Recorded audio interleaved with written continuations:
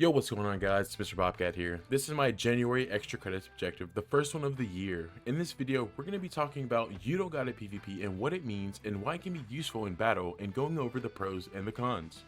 So, what is You Don't Got It PvP, you may ask? In Wizard 101 PvP, it is a CCG, which means RNG and probability play a huge role in battle, which makes You Don't Got It PvP even possible.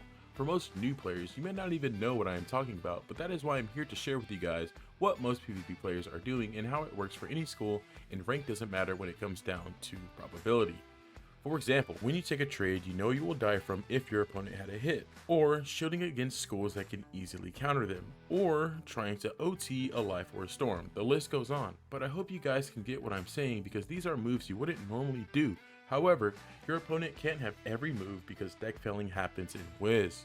If you don't know how to cycle your cards efficiently, the odds are against you, but being lucky is possible in this game, so keep that in mind. If you guys want to know more about how to cycle PvP, check out my first PvP tips for beginners, it'll be right up there. Most PvP players do You Don't Got It PvP and win more matchups. It's more common than you may think, but it may be hard getting over the fact that you may lose from doing a You Don't Got It kind of move, but it's a part of the game. The whole point of You Don't Got It PvP is a high risk, high reward style of fighting. I've seen You Don't Got It PvP and people can confuse it with stream sniping. However, if you are going against a creator, because it's a risky move that may look sus if you aren't actually stream sniping, but that's why it's important to commit to a move that may or may not move the game in your favor. That is the beauty in it. Wizard 101 PvP is hard, but learning these useful tips may help you guys, and if you aren't doing these already, I'm going to show you guys two clips, one where my opponent played You Don't Got It against me and won, and another where my opponent played You Don't Got It and lost. I'll show you guys a play-by-play if you're more of a visual learner. These are just examples, but it applies to every matchup. In this clip here, I'm going to be showing you guys what my hand looked like and what move he did. He has 3,218 health, I have 2,409 with 8 pips. He sends the drop bear to counter my shield, playing You Don't Got It.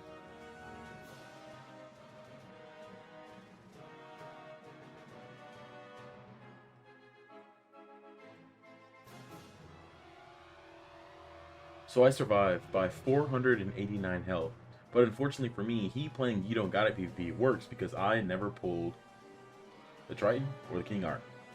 And if I had these two spells, I could have easily won right here with the damage and the health that he had, but unfortunately, I only have Catch of the Day, which is 675 base, which I knew it was not going to kill, but you have to send your strongest hit to hope that it might. So unfortunately for me here, I lost this matchup because I did not have King Art or Triton, which would have done that 3,200 health. But unfortunately, I did not pull it, and I only pulled the Catch of the Day, which it did 2141, and I ended up losing this matchup here. He had 844 left, and he just takes me out with a Stone Colossus. And I'm going to be showing you guys another example after this one, but this one is a good example of You Don't Got It PvP, and it works in their favor because I did not have it, the King Art or the Triton. In this clip here, I was going against a Mirror Storm where he Catch the Day'd me with a single buff, saying I don't got it when it comes to a single buff Storm out, and you'll see why it was a bad idea.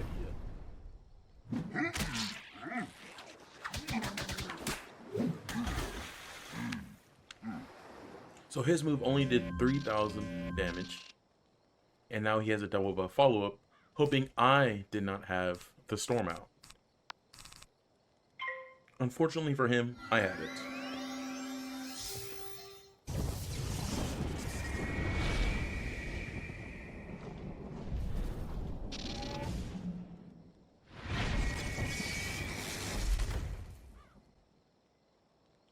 That one buffed Storm Owl did 8,000 damage, and this guy had no idea that that was coming. And honestly, he just gave up after this point, after that single buff Storm Owl did all of his health.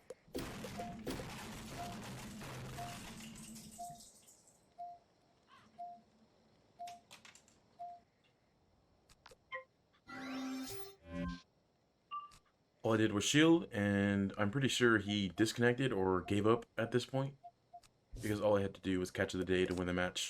And this is why playing You Don't Got It PvP sometimes doesn't go in your favor. And for this guy, he took a single buff catch, only did 3k with a double buff follow-up, but I had a 35 bladed storm owl that did 8,000 damage.